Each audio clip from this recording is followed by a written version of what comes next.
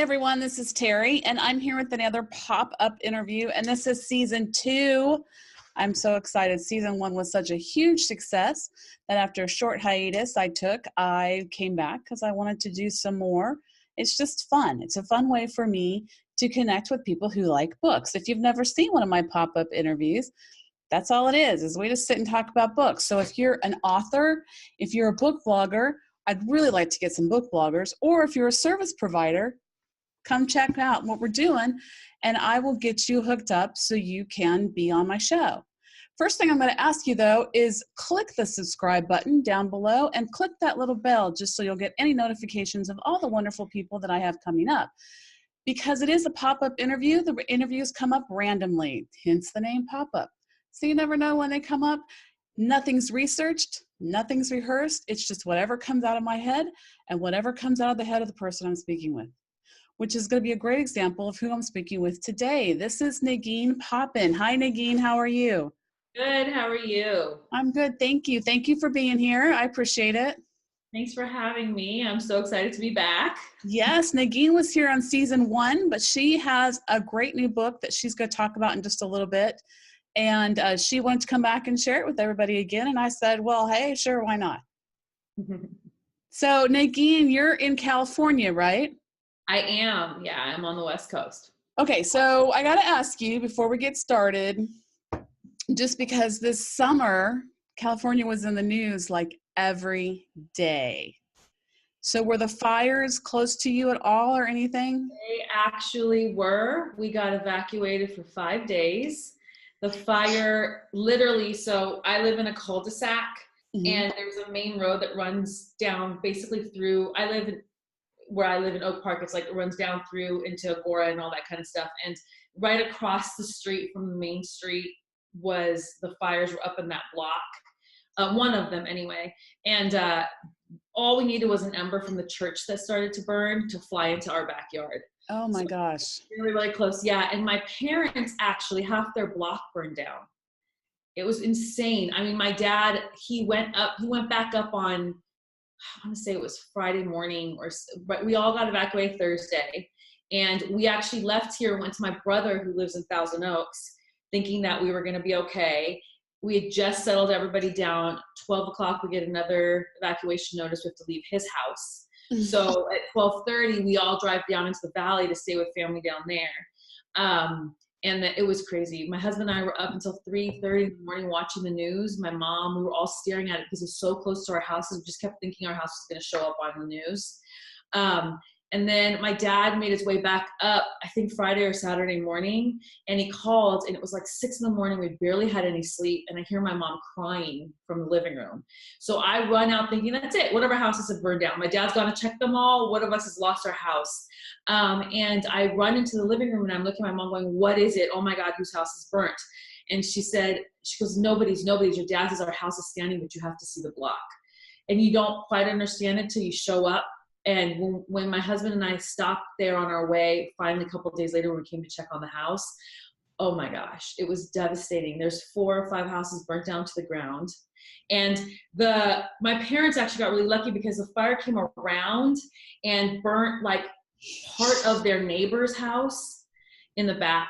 And we have this, like, they're up on a hill and there's a house down here. And the woman, the husband and wife that live down here, the woman, something catches her eye. She turns and sees that the tree between the 2 houses is on fire.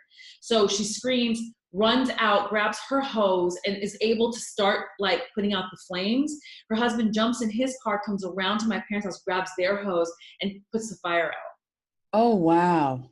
Yeah, it was crazy. It was like, if they hadn't done that, my parents' house would have been gone. Oh my gosh. It was insane. I mean, you see the fires all the time because we're in California. We see them all over the place, but you just don't get it until my heart, as I was watching the TVs, the news reports, I mean, my heart, every time it came on, I would just cry because I remember, like, especially Thousand Oaks, there's that big hill on Highway 101 that you go down, and I can't tell you, there were several times that my brakes didn't quite make it and I hit the person in front of me on that hill. But I mean, I might, that's part of my life, and you know, that hill, and I just, to see, I know this land, I know these houses, I've seen them, and I just, it was devastating just to see it, but I wasn't even there. You know what I mean? I was just like watching it. I mean, I have friends, you know, lots of the families who go to school with my children, they lost their houses. Some in the Malibu portion of the fire because they couldn't get to that fire, and it just burned. It's been devastating. It's been crazy. It's, you know, we're barely starting to not smell the like ash and soot Oh, yeah. from the fires, and it's been bad. But I Yeah. mean, you know, thank God our house is still standing. Everyone in my family, their house is still standing. So I'm really grateful for that. All right, well, let's move on to something happier. I noticed that painting when we logged in today. Could you show my viewers that painting? Absolutely. Here, let me just duck down. Can you see it? It's beautiful. Yeah. Is that that's supposed to be a silk tapestry or a carpet tapestry? Yeah, it is. It's like a silk tapestry. There's some sort of handwork, like paint on top of it. Okay. It's actually one in a very few. My parents, when they go to, I think my dad got it when he went to Iran, one of his trips. But I love it because he's actually making a rug, and she's helping him in the background, and she's the very classic character, the way they always, you know, paint them or put them in rugs or put them in these sort of art pieces. It's where they have the, you know, the rusari around their head, and it's just a very classic looking character. They put a woman that looks like her in a lot of things, and I love it because my grandparents actually, my grandmother used to make rugs. And I've only been to Iran once. My grandmother lives here now, but I've only been to Iran once, and I was very, very young. I was about 6. And we weren't there very long because I actually ended up with dysentery, and they had to get me out of the country. Oh, wow. Yeah. But one of my memories from that time is sitting at with my grandmother, and she had here his rug is on the ground, but she had this what are they called? I forget what they're called, where they make the rugs on and it stands up. It's like a frame and it's got the strings, and she actually would go through and then. Is it a loom? A loom, there you go, that's what it's called, yeah. And she had one, and I used to love watching her do, because I was fascinated that she would take this small, thin, like string and put it through, and like would know exactly what color to put where and how to make this beautiful picture come out of it.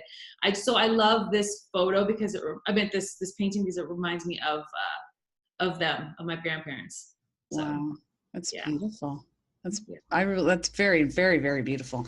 Do you mentioned your parents, you mentioned your grandparents and your brothers. Do you have any others? Do you have a sister? I don't. Okay. I just have 2 brothers. I have 2 sister-in-laws. Actually, I have 3 sister-in-laws, one on my husband's side, but my brothers are each married as well. So I'm guessing that family is really important to you. Yes, it is. It's very important. So how does that, how do you portray that in your books? Well, family is very important in all of my books, actually. One of the aspects of, you know, you have the romance portion of the novel, but a lot of the obstacles and opposition and, you know, hurdles that the couple has to jump over are related to the family. You know, being raised in a Middle Eastern family, you know, specifically an Iranian family, there's a lot of social requirements, you know, and things that are expected of you. And it really does influence the choices that you make in life. And so each of my characters are dealing with the same kind of stuff. Well, let's talk about your books. Tell us about the first book, and then tell us about the new book that just came out. So Forbidden by Faith is the story of Sada and Maziar, and they're, you know, she's in her early 20s in this book. She makes it towards the end of her 20s, I think. But yeah, she's in her early 20s. And they meet and, you know, like each other and eventually fall in love. But their problem is that he's Jewish and she's Muslim. And so their obstacle is basically getting through to their families, you know, about something that's not necessarily as accepted as we would like. And so in that particular story, their family really is a very big opposition, specifically his. So that's the first book, and that's their story. And then the second book, Forbidden by Destiny, actually follows Sara's best friend Layla. And for those who have read Forbidden by Faith, there is a love triangle, and the point of the triangle will make another appearance in Forbidden by Destiny. So Layla basically, for her friend, goes out to handle the situation with the ex. And so something sparks between her and Ben. And now she has to deal with the repercussions of choosing between whether she wants to, be with somebody for herself, or whether she needs to worry about losing a best friend, disappointing her parents, what the whole of the community is going to think. Being that everyone already knew how serious Sara was with Ben, and kind of like she's getting sloppy seconds, and her parents are not very happy about that. And so that will follow her through that. There is a whole other subplot. I don't want to ruin it, but it does visit the whole Me Too movement and that kind of stuff. So it does get a little heavy. But I'm really proud of that aspect of this book. I worked really hard to make it as authentic as I could. It's an experience that I think more women have than we care to, accept. Right. And I had a sensitivity reader who had an experience that she shared with me. We're really good friends now, but at the time I was, kind of putting my feelers out to see if I could find somebody to help me kind of authenticate this section. And she was so forthcoming with the story. And I was in awe of her. And she really is why Layla does what she does and reacts the way that she does, and how Layla's story progresses is really a lot to do with her.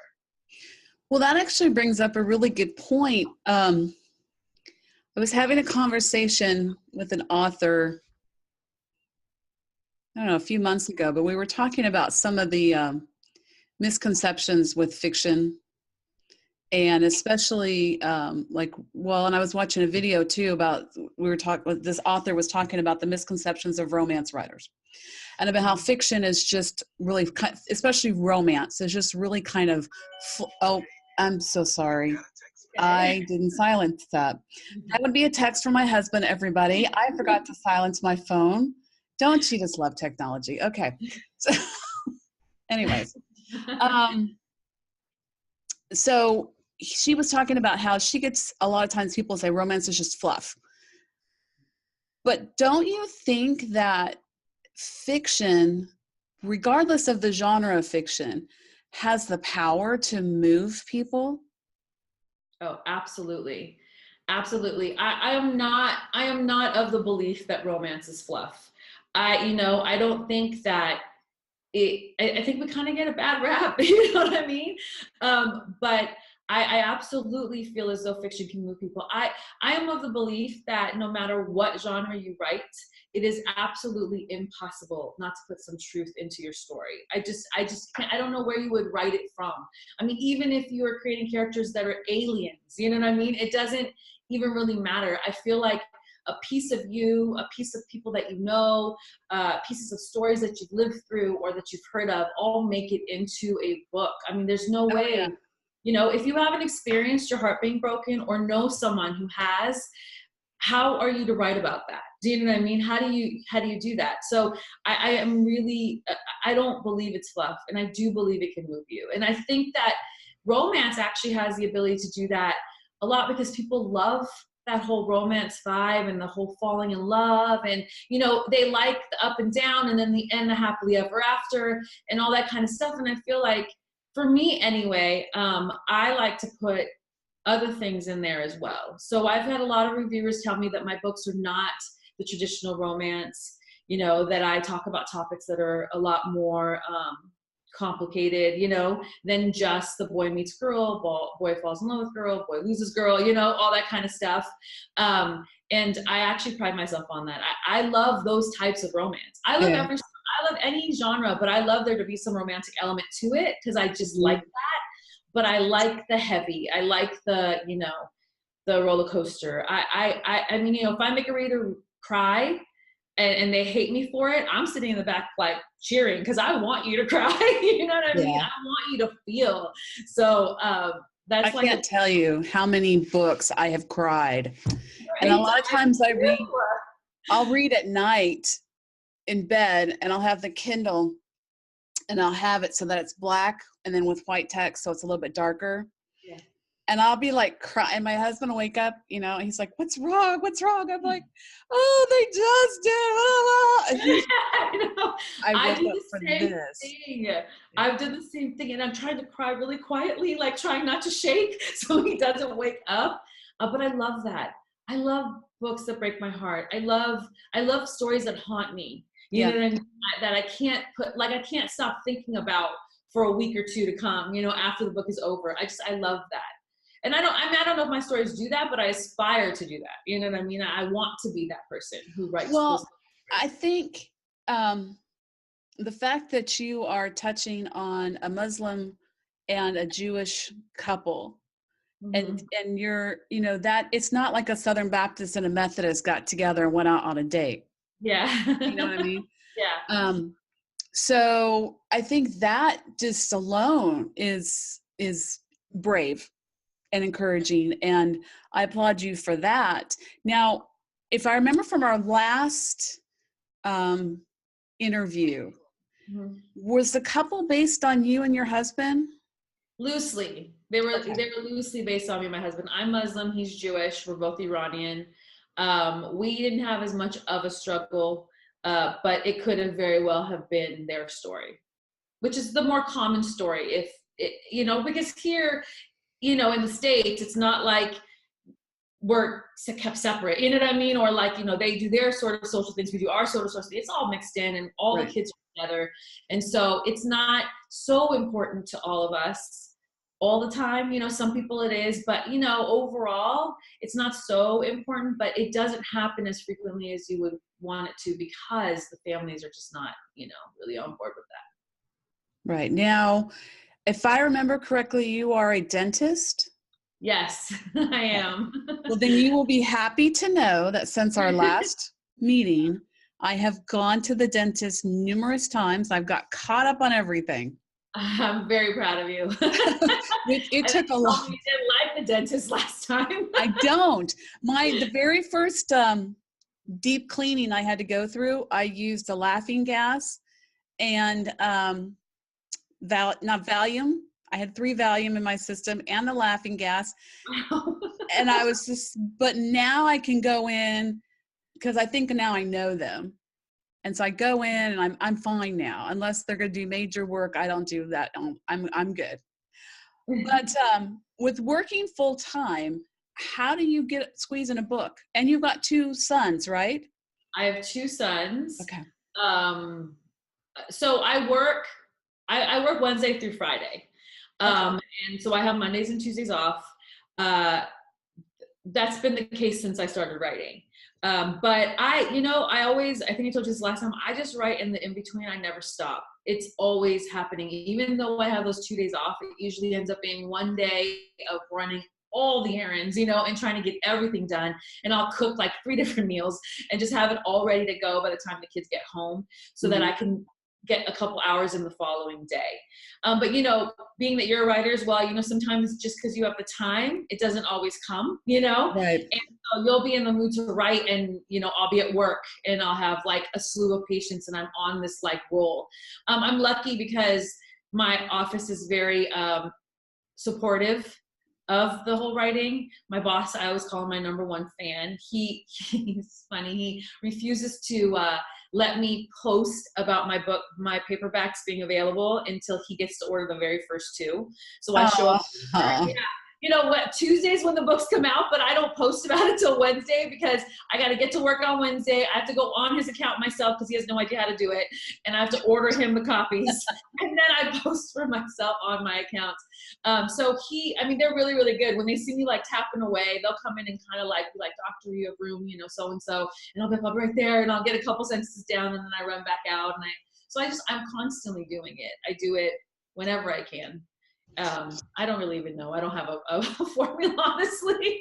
So do you follow an outline? Are you just kind of more of a fly by the night writer, pantser? So I am a fly by the night person. I'm a pantser. I really want to change that. I have an idea so I have the two books, Forbidden by Faith is out. Forbidden by Destiny, the paperback is out. Next Tuesday, the digital copy will also be launched. And then in a few months, Forbidden by Time is going to be out, which is the third book in the series. So, and I'm playing with the idea of a fourth.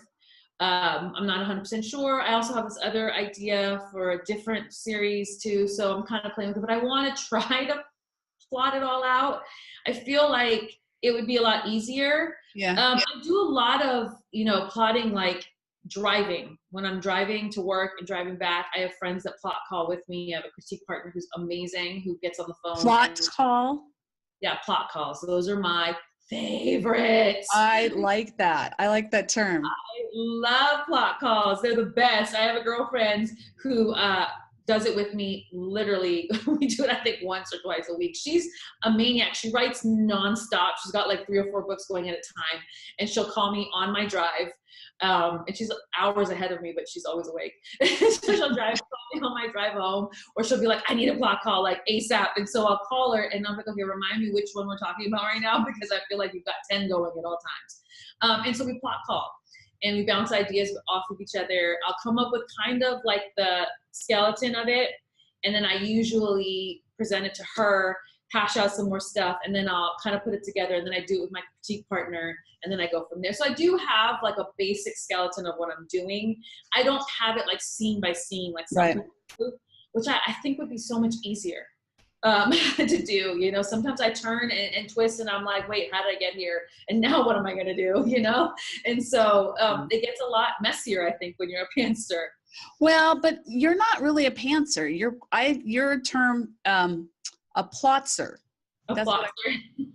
And I don't know. I think that's kind of a good way to go. I've started where I will have an outline like you do. And when I'm writing, I'll have my story and my outline open at the same time. But as I'm writing, things will change. So then I'll just make note of them and kind of change the outline too. But I've heard of people who do like 40-page outlines, and I can't do that.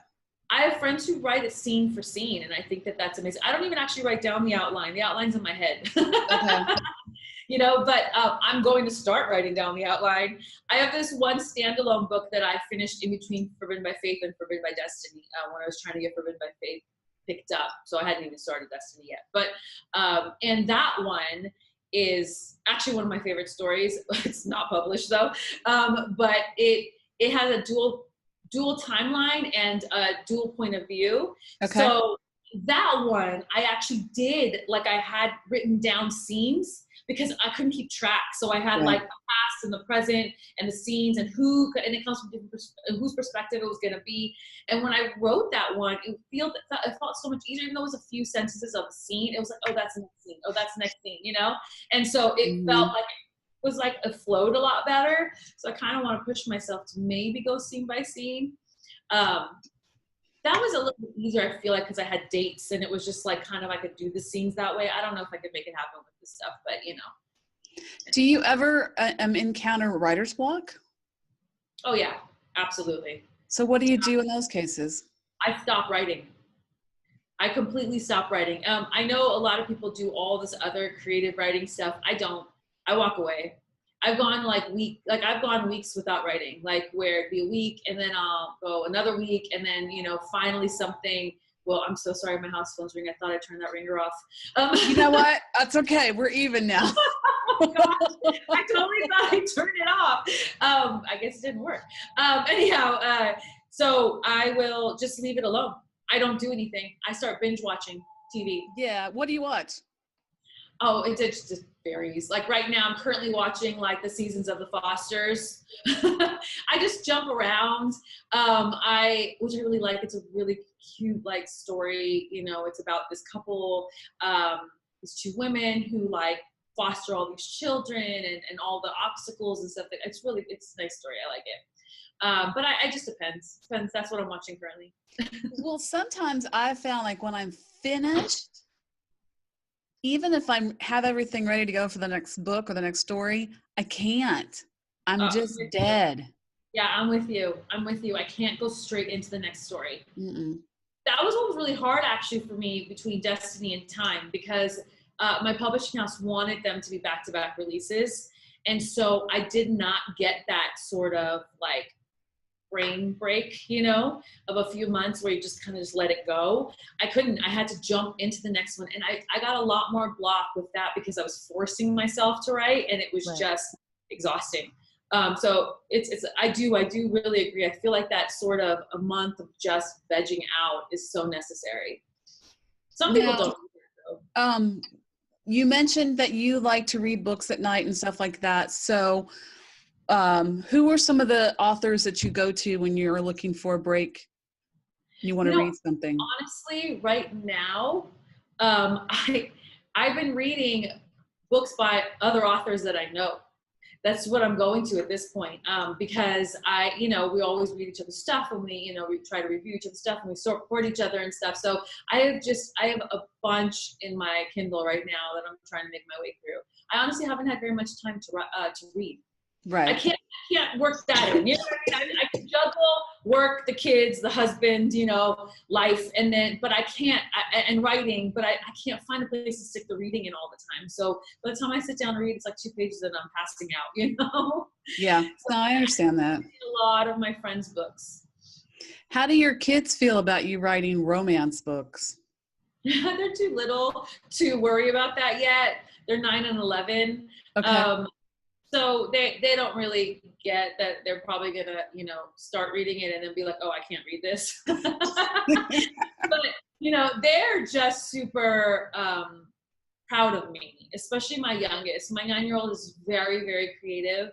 And so after Faith came out, he was all of a sudden, he got the urge to write his own novel.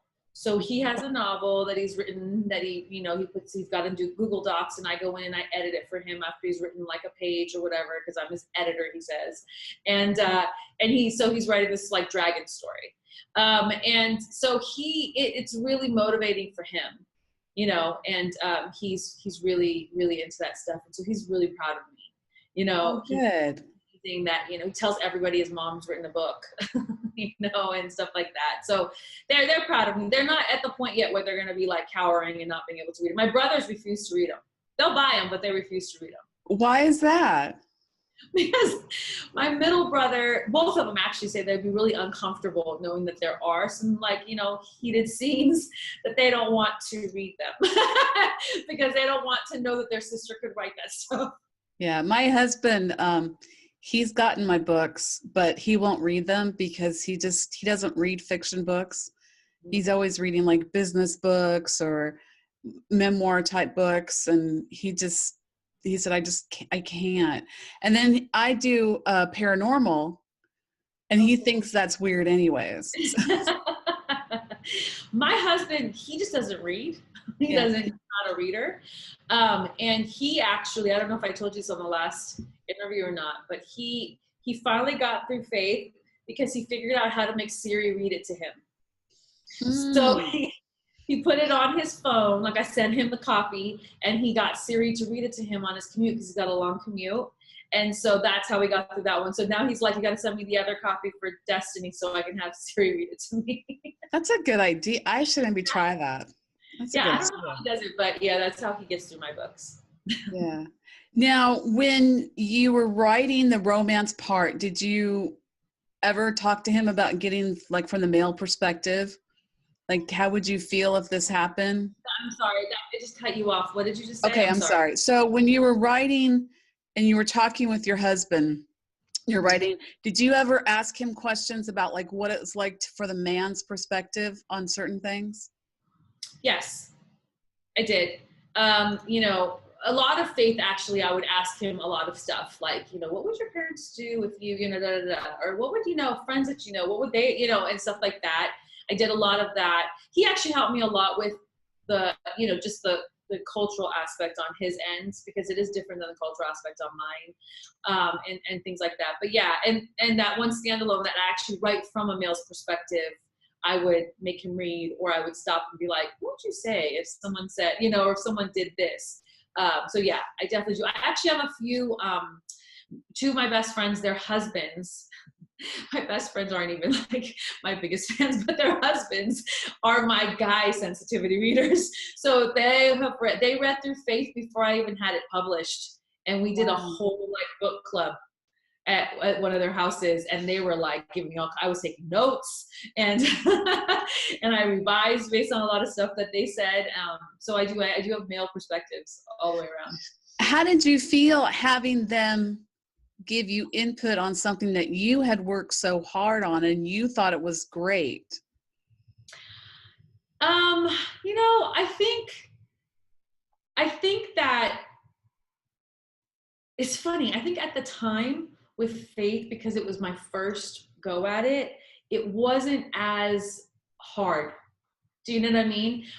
You know, we did talk about this in our last interview. Imposter syndrome still exists for me, and I'm about to have 3 books out in the world. Do you know what I mean? Yeah, and so at the time, I was like gobbling up anything anybody wanted to say because I didn't know what I was doing. You know what I mean? And so I wanted all those perspectives, and I wanted, you know, them to tell me, you know, what they thought. And then I did learn that I had to kind of like pick and choose who I wanted to gear that towards, you know. I mean, I could, obviously everyone's got opinions. So what I did a lot of was, for instance, when the guys went over it, they basically would, I kind of found what they overlapped on, and I used that. So that tends to be what I do with beta readers, is kind of what is everyone overlapping on, and I go with that.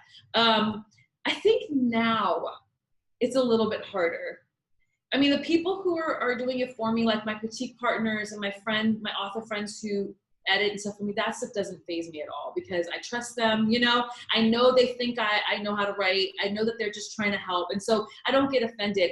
I do, you know, I do find it difficult to have to defend my story. You know what I mean? In time, is that noise really loud, the heater in the background by any chance? Okay. So in time, I did have a friend actually kind of give me her opinion on something, and it took me a minute to stop and be like, don't get offended, you know, sort of thing, because I was like, not everyone's going to be on board with everything that you write, because I think now it's a little bit harder, because now I feel like I'm not as lost, you know what I mean? I know the writing's gotten better. I can see it myself. It's a lot tighter. It's a lot cleaner. So it's not so much about the craft of it, you know? And so when you start to have these opinions about the storyline, I think I'm a little bit more married to the storylines than I am necessarily to, you know, than I was before, maybe. Yeah, I would agree. That's a good way of saying that. I would agree with that. So the second book out, tell us the title again. Forbidden by Destiny. And it's out right now, correct? It's out right now. The paperback is available on Amazon right now, but the digital version will be out next Tuesday. Next Tuesday, okay. It's up for pre-order right now, though.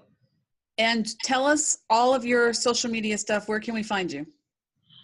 So you can find me everywhere, just by my first and last name. So it's just Negeen Papehn. I'm on Facebook, Instagram, Twitter, Goodreads, BookBub. I mean, anywhere, everywhere. You can find me everywhere. All right, good. Well, I will also make sure and post everything in the description so that everybody can follow you. But thank you so much for joining me.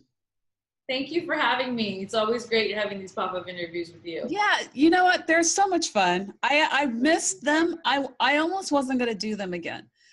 And then I just really missed them a lot, because it's just fun. Yeah, they were really fun. When I reached out to you, you're like, I don't do them anymore. I'm like, oh, that's so sad. It was one of my favorite ones.